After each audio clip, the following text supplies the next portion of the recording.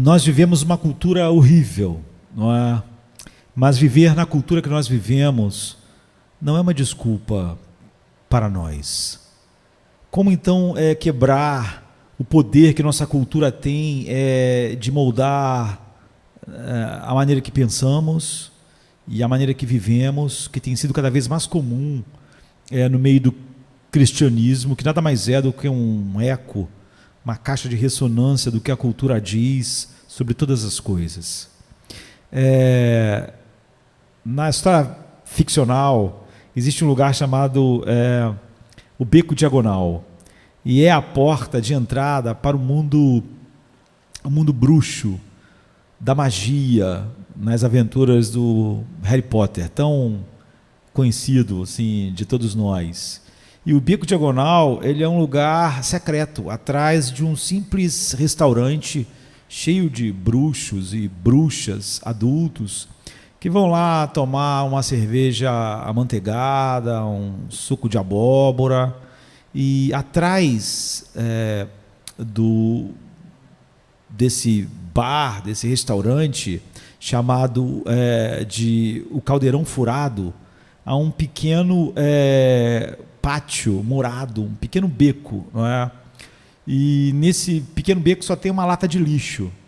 Então, o Beco Diagonal é a maneira como você pode acessar o mundo mágico, o mundo dos bruxos, não é?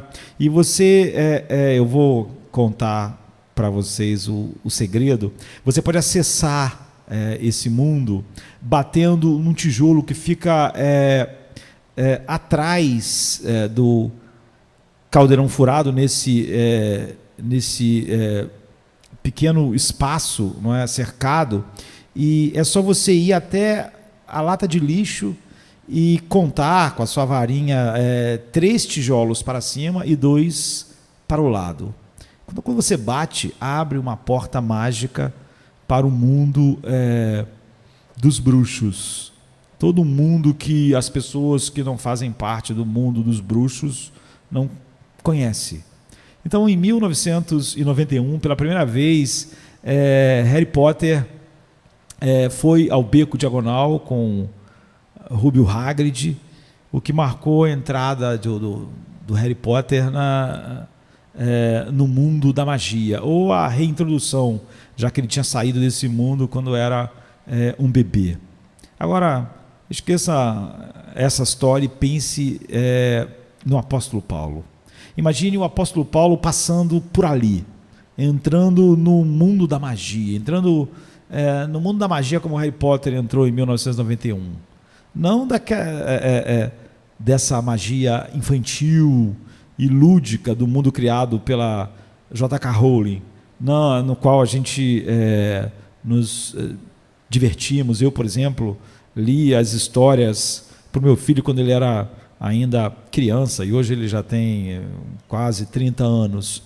Mas o mundo da bruxaria real, não é? Tenebroso, destruidor, com seus feitiços e magias da escuridão. Então, o apóstolo Paulo, ele passou pelo Beco Diagonal, e o que aconteceu? Então, imagine você morar numa das 7 maravilhas do mundo. As pessoas hoje iam adorar, não é? Grandes atrações, grandes monumentos, grandes shows, grande entretenimento, tudo o que a alma, eu diria, errante do homem natural pode desejar para satisfazer suas concupiscências particulares, tinha lá de maneira ilimitada. Liberalidade sexual ilimitada, grande magia. Que atmosfera aquele lugar tinha? Tinha o templo de Diana, ou da deusa Artemis, como os gregos chamavam. Então pense em como esse lugar era assim importante e impactante. Esse templo tinha 130 metros de comprimento e 70 metros de largura. Mas o telhado dele era de mármore branco, polido, brilhante, que refletia o sol. Então, assim, era um verdadeiro Taj Mahal, não é, daqueles dias. E esse templo ele tinha 127 incríveis colunas de mármore branco, artisticamente trabalhadas com pedras preciosas. Cada coluna dessa custou uma fortuna. Cada coluna foi responsabilidade de um rei que era vassalo do Império Romano. Cada um desses 127 reis tiveram que usar parte da sua riqueza para construir cada uma dessas colunas. Então, esse era o templo central, né, na vida de Éfeso. Era o centro religioso, mas era muito mais que isso. Era o centro religioso com milhares de sacrifícios de animais diariamente, mas também era o centro político e o centro financeiro. Tudo de importante acontecia lá, já que ali era o que nós poderíamos chamar, entre aspas, de o Banco Central da Ásia, não é? De toda a província romana da Ásia. Então, com todo esse poder junto, no mesmo lugar, poder religioso, poder financeiro, artístico, de entretenimento, inevitavelmente, Éfeso se tornou, e o templo, não é, em Éfeso, o centro gravitacional que atraía para lá grandes massas de todo o Império Romano, se tornando o que foi chamado, naquela época, de a metrópole da Ásia, a grande cidade da Ásia.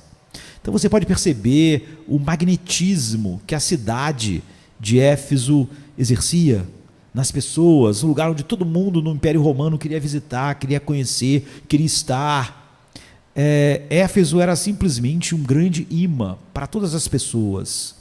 Sua deusa, a grande Diana dos Efésios, era a deusa da fertilidade, era a deusa da magia, ela era a deusa da astrologia e toda a forma de superstição que você possa imaginar, que o homem caído pode imaginar, estava naquele lugar. Éfeso atraía, então, os maiores magos do Império Romano, e as maiores bruxas, e os necromantes, e os maiores adivinhadores de todo mundo conhecido naqueles dias, os maiores magos, bruxas, necromantes, adivinhadores, estavam lá, estavam em Éfeso e estavam envolvidos no que estava acontecendo lá. Então, junto com toda essa atmosfera, havia um estranho costume junto a isso, e que colocava um tempero ainda maior. Todas as terras em torno do templo eram um local de anistia, uma espécie de cidade-refúgio. Então, era um asilo para quem tinha cometido crimes, qualquer tipo de crime. Por quê? Porque dentro dos 200 metros, em torno do templo, ninguém podia ser preso. Some isso ao fato de existirem uma quantidade enorme de prostitutas do templo, já que a Diana era a deusa da fertilidade. Então, toda a promiscuidade sexual que você possa imaginar, não só era abundante, mas era vista como parte do sagrado, parte do culto. Toda depravação sexual que você possa imaginar fazia parte do culto, fazia parte da adoração. Agora, o que falta a essa cidade para expressar toda a decadência do coração humano caído e escravizado pelo pecado? O que mais falta? Por isso, pense em Éfeso como o epicentro da magia, bruxaria, mas também Éfeso era um lugar onde criminosos gostavam de estar, porque no perímetro do templo, em 200 metros em torno dele, ninguém podia ser preso.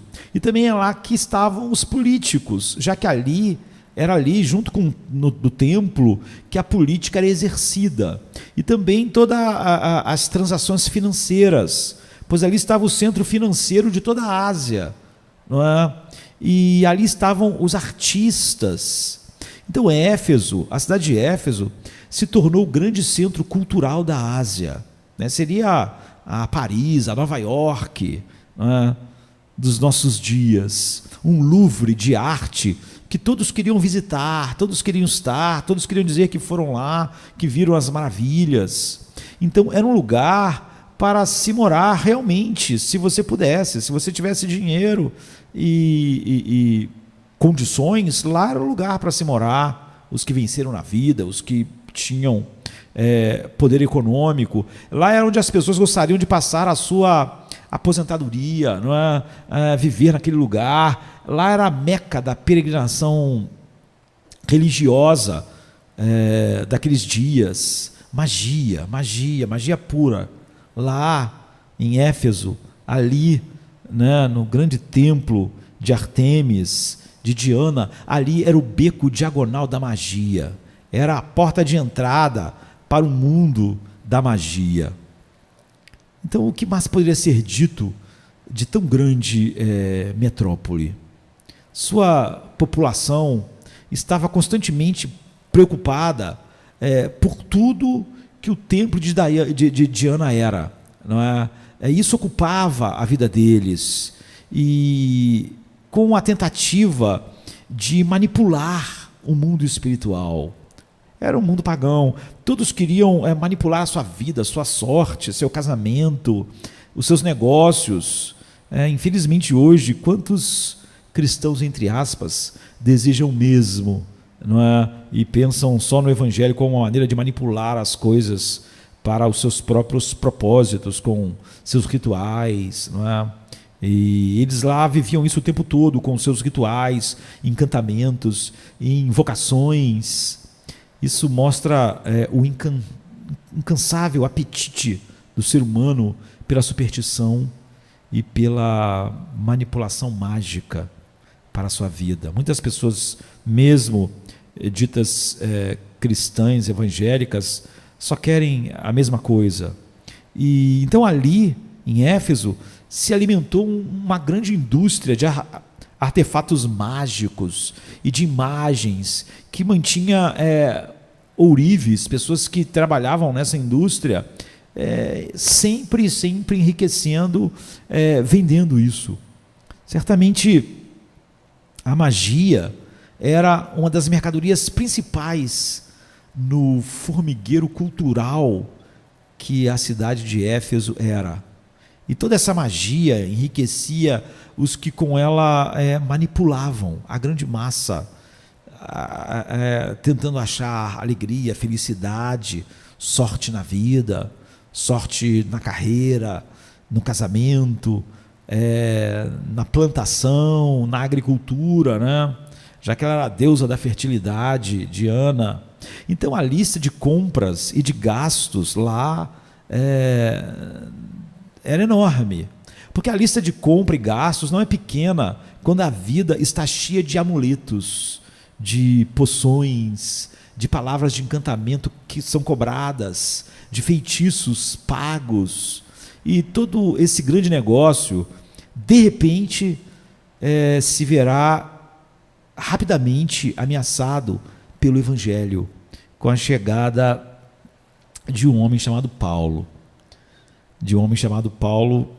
Chegando lá.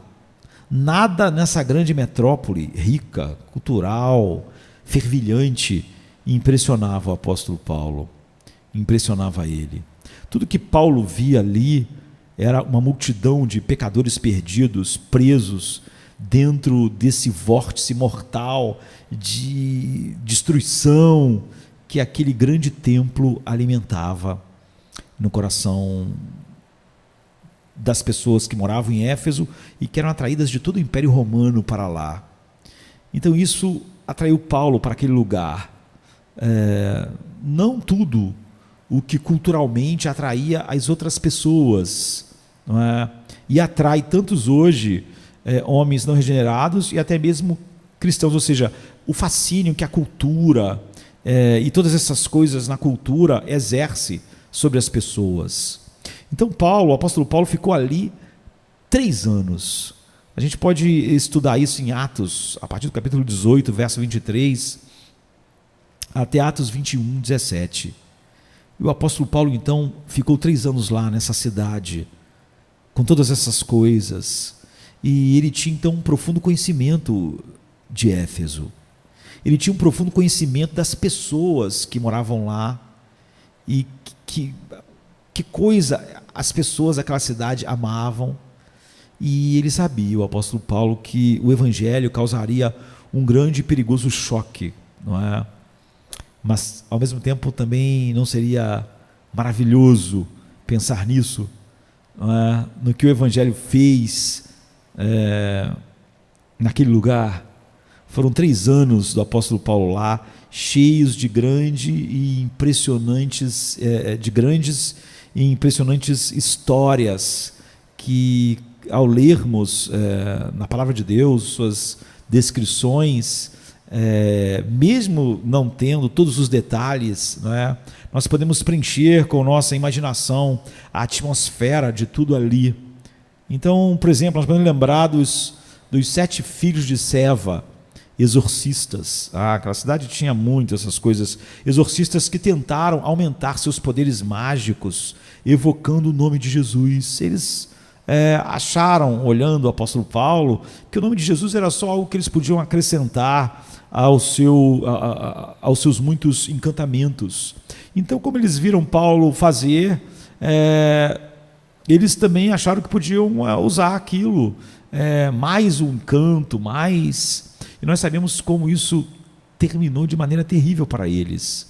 Um dia, um espírito maligno lhes respondeu: olha, Jesus eu conheço, eu sei quem é, Paulo eu conheço também, mas vocês quem são? Então o endemoniado saltou sobre eles e os dominou, os espancou com tamanha violência que eles fugiram nus e feridos. Então imagine isso. A gente pode ler isso em Atos 19, 15, 16. Então era essa atmosfera daqueles 3 anos nessa cidade. Então lembra da grande quantidade de convertidos que se arrependeram. A gente lê, e eles abandonaram as artes mágicas, as magias, e eles fizeram uma grande fogueira, queimando toda espécie de livros mágicos e de livros de magias. Eles queimaram uma fortuna imensa em dinheiro. E Atos 19, 17 em diante, diz que grande número dos que tinham praticado ocultismo, bruxaria, reuniram seus livros e os queimaram publicamente. Calculando o valor total, este chegou, a Bíblia diz, a 50.000 dracmas, o valor do que eles queimaram. Dessa maneira, a Bíblia diz, a palavra do Senhor muito se difundiu e se fortalecia. Mas isso era um pouco demais, não é? Isso era demais, e toda a cidade entrou em polvorosa. Houve então uma união de todas as pessoas que participavam daquela indústria em torno do templo, na cidade, que tornou a cidade rica e poderosa. Os ourives, por exemplo, que ganhavam tanto dinheiro fabricando ídolos, né, de Diana, que eram vendidos aos milhares de turistas que chegavam o tempo todo. Eles se revoltaram porque o evangelho pregado por Paulo estava destruindo completamente tudo que eles achavam grande, maravilhoso naquele lugar, na cultura deles. E o mercado de bugigangas mágicas, de apetrechos mágicos, entrou em colapso. Começou a entrar em colapso. É o que Atos 19, a partir do 23 até o 40, diz para nós. Esse paradoxo vai sempre existir, né? O evangelho que dava liberdade, segurança, não é? Paz a todos aqueles homens que eram escravizados a vida inteira com seus brinquedos mágicos, feitiços, superstições, agora conhecendo a verdade que os libertou de tudo isso, Então, até mesmo o Evangelho, sempre que ele chega com suas coisas maravilhosas, libertação, se torna uma ameaça a toda a vida cultural daquela cidade de Éfeso. Então a Bíblia diz em Atos 19, não somente há o perigo, isso era a reclamação que as pessoas começaram a fazer contra o Evangelho lá. Não há o perigo de nossa profissão perder, não há somente o perigo da nossa profissão perder sua reputação, disseram os ourives, mas também de o templo da grande deusa Artemis cair em descrédito, e da própria deusa, adorada em toda a província romana da Ásia e em todo o mundo, ser destruída da sua destruída e destituída da sua majestade divina. É o que eles disseram em Atos 19, 27. Agora imagine uma multidão gritando sem parar por 2 horas. Pense, 2 horas, uma multidão gritando a mesma frase. A Bíblia diz em Atos 19, 34 que toda uma multidão unanimemente levantou a voz, clamando por um espaço de 2 horas, gritando a mesma frase: grande é a Diana dos Efésios, grande é a Diana dos Efésios. Foi 3 anos cheios de agitação, 3 anos incríveis, e anos depois, o apóstolo Paulo estava em outro lugar, estava em outra cidade, ele estava preso numa cela romana, da qual ele não podia escapar. E Paulo pensa sobre tudo que aconteceu em Éfeso, toda aquela agitação, tudo que o Evangelho fez em Éfeso, e agora ele está cheio de lembranças de lutas terríveis, da oposição demoníaca, daquela revolta cultural contra a verdade de Deus, e as grandes vitórias que Deus deu a eles ali. E então ele pega a sua pena na cadeia, e ele pega a pena para escrever aos irmãos, aqueles que tinham sido convertidos através dele, e que depois foram sendo convertidos através da igreja que ficou lá em Éfeso, uma igreja ainda jovem, naquela cidade assustadora, porque aquela igreja ainda vivia naquela cidade com todas aquelas coisas. Então era uma cidade assustadora para cristãos comprometidos com a verdade de Deus, que não iam simplesmente abraçar ou querer que aquela cultura os achassem relevantes.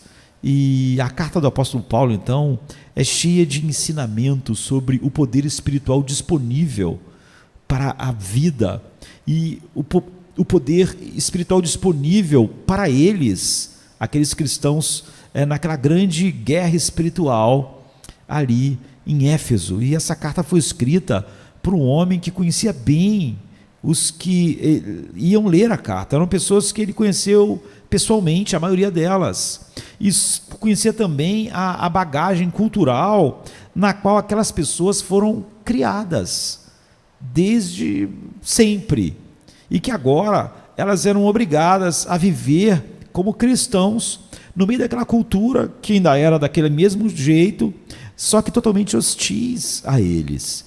Os cristãos ali em Éfeso eram verdadeiros peregrinos naquele mundo de depravação e magia, e crentes vivendo em meio a superstições pagãs, a imoralidade pagã acontecendo de maneira ainda mais aberta e pública do que nos nossos dias. E eles deviam estar lá, e não fora de lá, mas lá. Eles deviam viver em Éfeso, eles eram cristãos em Éfeso, eles deviam ser sal e luz em Éfeso. Então, pessoas vivendo numa cultura tão depravada como aquela, que primeiro assunto você acha que seria fundamental para eles conhecerem, ou para eles, para o apóstolo Paulo enfatizar para eles? Que primeira verdade do Evangelho, que primeira verdade gloriosa você escreveria, ou Paulo escreveria? A primeira coisa que Paulo escreveu para eles, que era fundamental Paulo começou com a eleição soberana. Paulo diz: bendito seja o Deus Pai do nosso Senhor Jesus Cristo, que nos abençoou com toda a sorte de bênçãos espirituais nas regiões celestiais em Cristo. E ele vai falar sobre essas bênçãos espirituais, e ele continua assim: porque Deus nos escolheu nele antes da fundação do mundo, antes da criação do mundo, para sermos santos e irrepreensíveis em sua presença.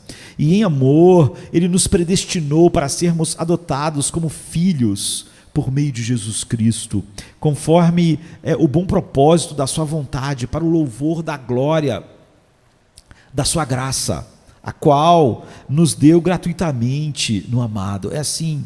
Essa é a primeira coisa, é a coisa mais importante que Paulo acha que eles têm que saber. A primeira coisa é o que está em Efésios 1, de 3 a 6. Depois que ele fala que nós temos toda a sorte de bênçãos espirituais, essa é a primeira bênção espiritual que ele enfatiza. A linguagem do apóstolo Paulo não pode ser mais forte. A linguagem do apóstolo Paulo não pode ser mais clara do que ele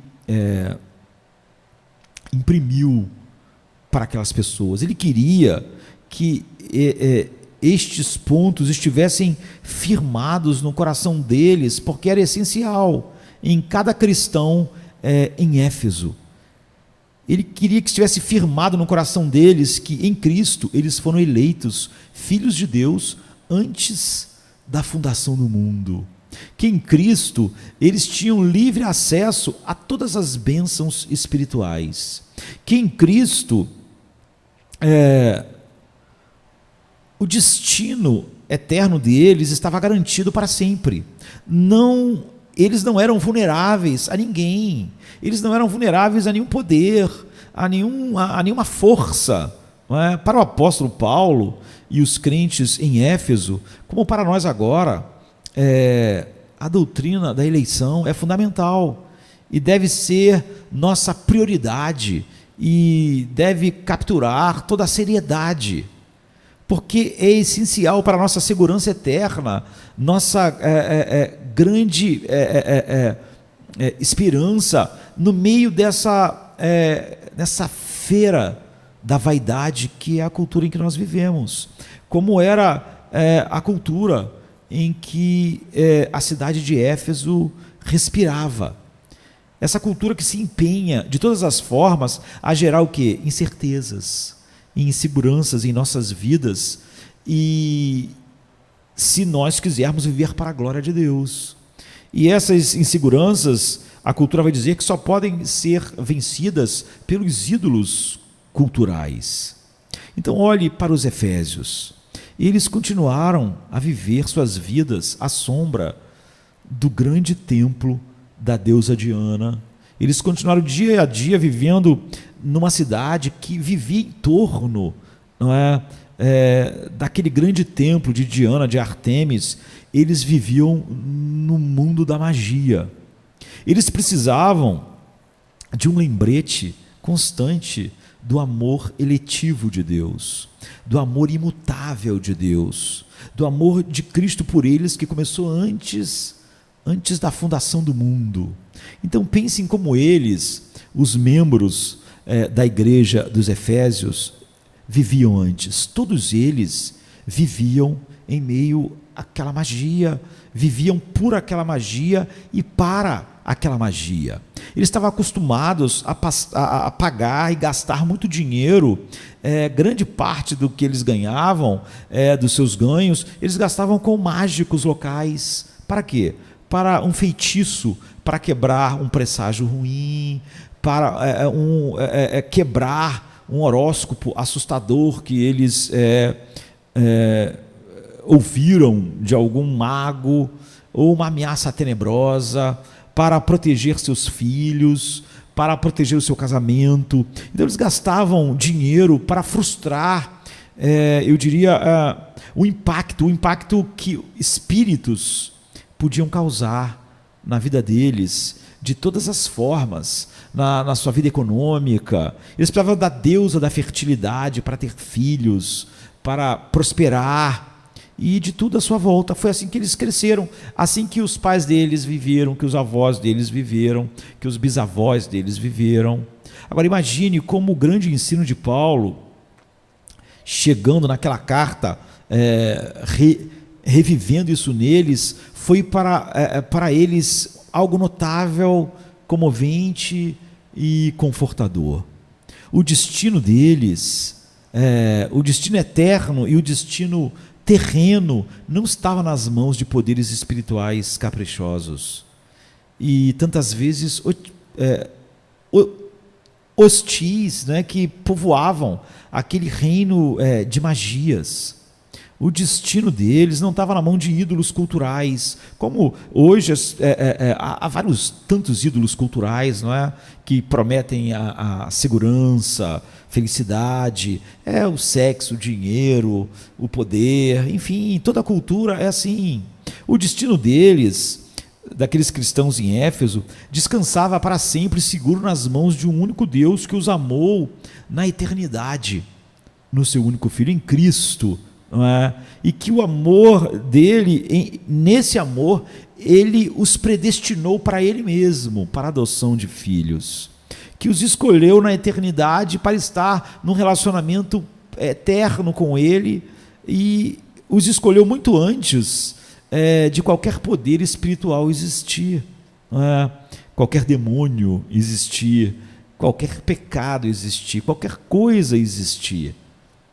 Então o futuro deles é seguro, não por causa do que há neles ou do que eles pudessem fazer.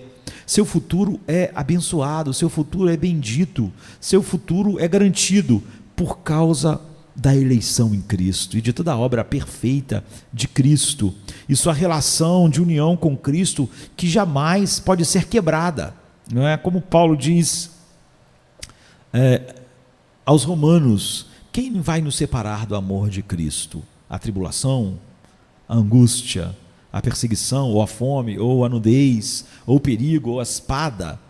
Como está escrito: por amor de ti somos entregues à morte todos os dias, somos reputados como ovelhas para o matadouro, porque eu estou certo, Paulo diz, e todos nós que estamos em Cristo estamos no mesmo lugar. Eu estou certo de que nem a morte, nem a vida, nem os anjos, nem os principados, nem as potestades, nem o presente, nem o porvir, nem a altura, nem a profundidade, nem alguma criatura nos poderá separar do amor de Deus que está em Cristo Jesus. Paulo diz em Romanos 8, a partir do 35, né? O que Paulo está dizendo é que nenhum poder espiritual, nenhum poder cultural, nenhuma pressão cultural, nem mesmo nós mesmos podemos anular este amor eletivo de Deus que começou e vai terminar, que opera o querer e o realizar.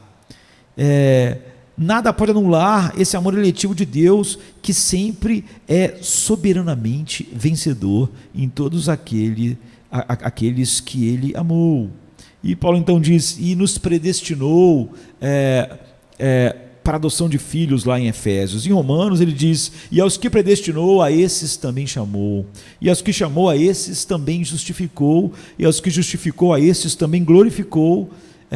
Então ele faz uma pergunta: que diremos, pois, destas coisas? Se Deus é por nós, quem será contra nós? Essas pressões culturais dão à eleição divina, a essa grande doutrina, um significado diário inestimável para o povo de Deus em Éfeso, em Roma e para nós. Cada cristão em Éfeso vivia no constante murmúrio das promessas culturais. Sem isso você não vai ser feliz, sem isso o seu casamento não vai ser, sem esse sexo a sua vida não vai ser o que devia ser, sem esse encantamento. Então, os cristãos em Éfeso, como nós em nossa cultura, viviam no constante murmúrio das promessas culturais, de promessas vazias e dos brinquedos intoxicantes que enchiam aquela cidade, dos feitiços, das magias, que pregavam diariamente, como pregam hoje, um anti-evangelho de insegurança constante para te aprisionar no medo cultural e no medo que você vai ter que controlar usando o mundo mágico da sua cultura, para que teu mundo não desabe, para que teus relacionamentos não desabem, para que você seja feliz, para que a vida prospere. Muitas coisas são ditas para nós hoje pela nossa cultura. Se você não tiver isso, você não vai ser feliz. Se você não tiver aquilo, a sua vida não vai ser o que deve ser. Sem isso, o seu casamento não pode te entregar o que devia entregar. Então, como eles e nós, podemos quebrar o poder daqueles que têm em suas mãos, nós podíamos chamar, entre aspas, os livros de feitiços culturais inebriantes, não é? Que dizem que ou nós temos que ter aquelas coisas que a cultura diz, ou o nosso mundo vai desmoronar. E isso, na tentativa de termos essas coisas e de sermos relevantes para uma cultura tão distante de Deus assim, faz com que as pessoas negociem a verdade. Como nós não vamos negociar a verdade, vamos ser plenos num lugar assim? Como derrubar todas as fortalezas culturalmente enraizadas no mundo que nos cerca na televisão, na internet, na rua, em casa, no trabalho. Então, como derrubar todas as fortalezas culturalmente enraizadas no mundo que nos cerca, oprimindo os homens de todas as classes e origens sociais. Essa pressão diz para todo mundo continuamente: sem essa magia, sua vida será insignificante, não será prazerosa, você não vai ter autoestima. Sem essa magia, você não terá a vida que você deve ter, nem vai poder aproveitar, ou sua vida vai desmoronar, você será um perdedor, ou então você não estará gozando a vida, nem experimentando o bom da vida. Como eles ficariam imunes, como os cristãos em Éfeso ficariam imunes ao, entre aspas, feitiço encantador da cultura da grande Éfeso, da cidade em que todos queriam estar. Como eles podiam ficar livres desse feitiço encantador, de tal maneira que eles fiquem livres de tentar manipular o mundo, e manipular a espiritualidade, e manipular o seu casamento, e manipular a sua família, e todas as coisas para o ganho pessoal, centrado em si mesmo, para o seu ganho material, não é? Como é comum em todos os homens nascidos em Adão, centrados em si mesmo. Como eles poderiam ser livres disso?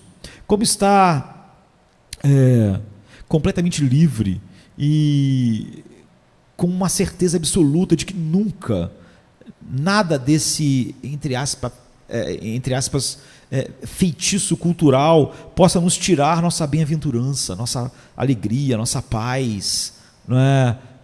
Já desfrutada em parte ao contemplarmos a beleza de Deus na face de Cristo, e que nós vamos desfrutar para sempre. A única resposta possível é a resposta que Paulo dá a eles: é sermos encontrados em Cristo, em quem fomos eleitos antes da fundação do mundo, para um dia sermos glorificados, sermos a imagem perfeita de Cristo. Sabe, como Paulo diz: bendito seja o Deus Pai do nosso Senhor Jesus Cristo, que nos abençoou, como nós vimos no início, com toda a sorte de bênçãos espirituais nas regiões celestiais em Cristo. Porque Deus mesmo nos escolheu nele, em Cristo, antes da criação do mundo, para sermos santos e irrepreensíveis em sua presença. E em amor, Ele nos predestinou para sermos adotados como filhos por meio de Jesus Cristo. E conforme o bom propósito da sua vontade soberana, para o louvor da glória da sua graça, a qual o Pai nos deu gratuitamente no amado. Não é maravilhoso? Efésios 1, de 3 a 6. A doutrina da eleição não é tão destacada nas cartas de Paulo e de Pedro e de João, e no Evangelho de João, e na boca de Cristo, por ser simplesmente a doutrina favorita ou de estimação. A doutrina da eleição também não é um tema para debates desconectados com a realidade, ou seja, simplesmente debates teológicos pelo debate em si, sem fim. Cada cultura, e a nossa cultura hoje, no século XXI, não é diferente da de Éfeso, tem uma segurança baseada em seus ídolos. Os ídolos culturais podem ser diferentes, mas eles prometem a mesma coisa, não é? Cada cultura, então, é baseada em seus ídolos. Hoje há tantos ídolos na nossa cultura que prometem, não é? Dinheiro, sexo, poder, romance, e que vão nos entregar uma vida encantada, não é? Seus bilhetes da sorte, suas magias, toda a cultura tem isso, que todos são obrigados a valorizar e que todos são escravizados, na verdade, numa insegurança constante, contrariamente ao que esses ídolos prometem. Então a eleição, a doutrina da eleição em Cristo é a esperança vivificante que nos liberta da nossa cultura de inseguranças governadas por ídolos, que cerca todos nós, como cercavam os cristãos em Éfeso.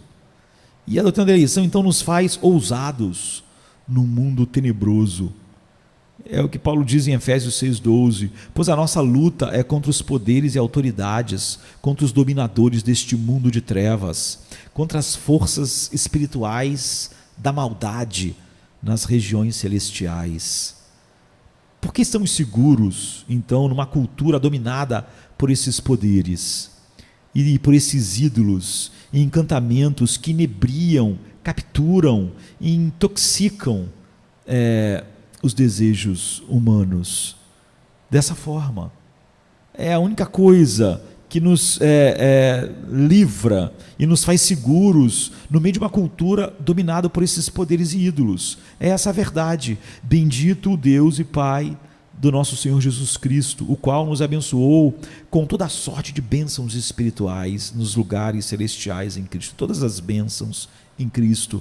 E qual é a primeira delas? Como também nos elegeu nele antes da fundação do mundo, para que fôssemos santos e irrepreensíveis diante dele, e em amor nos predestinou para filhos de adoção por Jesus Cristo, para si mesmo, segundo o beneplácito da sua vontade. Efésios 1, de 3 até o verso 5. Isso nos liberta, isso nos dá ousadia no meio da cultura, para sermos sal e luz, em vez de estarmos encantados pelos mesmos ídolos que a nossa cultura à nossa volta, ou nos livra de comprometer o evangelho para sermos vistos como relevantes por uma cultura assim. A grande verdade da eleição soberana de Deus. Nós precisamos disso diariamente. Por isso Paulo, lá daquela cela romana, quando pegou a pena para escrever para os Efésios, naquele mundo de magia, sem fim, ele começou com essa grande doutrina.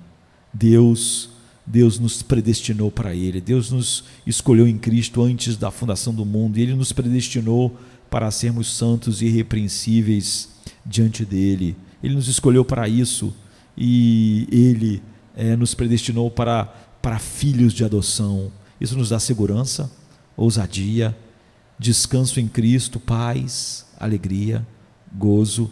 Nos dá realmente alegria indizível e cheia de glória, que faz ser cada um de nós que estamos em Cristo, sermos realmente mais do que vencedores por aquele que nos amou, sem que essa cultura possa fazer nada que tire os nossos olhos de estarem capturados pela beleza sem fim de Deus na face de Cristo. Nós vivemos no mundo da magia também, de ídolos culturais, mas nós estamos livres, e por causa do Evangelho, e a doutrina da eleição está ali, no meio disso, como um pilar que nos dá essa segurança. E Paulo, lá naquela cadeia romana, queria que os efésios, no meio daquela cidade, brilhassem firmes, seguros, e então ele começa tudo colocando essa doutrina no centro, no coração deles, para que eles tivessem paz e ousadia. É o que nós precisamos ter em nossa cultura também. Amém, queridos? Amém.